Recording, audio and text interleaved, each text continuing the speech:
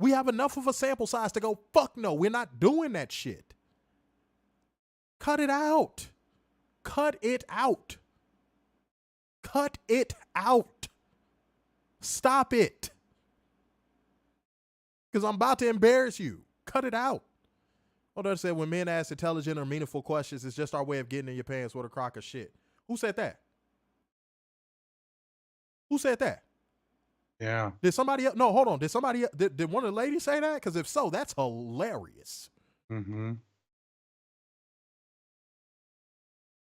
That Catherine, you fucking you man, look. Catherine gets it, bruh. Yeah. Sometimes it ain't always about the pride and who leads and all. It ain't about that, bruh. It's about women being fucking women. And men being men. Don't get me wrong. We have gender roles are a thing. I don't care what nobody says. Gender roles are a thing. They are. They are. Mm-hmm. They are. Nobody trying to hear that shit. Gender roles are a thing. For sure. So I'm not just giving it to the women. I'm giving it to the men too. Because you got a lot of bitch-made ass men out here. Don't want to work. Living on their mama couch. Not doing nothing with their life. Don't want to do nothing with their life. They not ambitious. They don't give a fuck about anything. And these are the motherfuckers that's going home with women that are certified 10s. And then they'll procreate with that man and then get mad and say men ain't shit. Mm-hmm.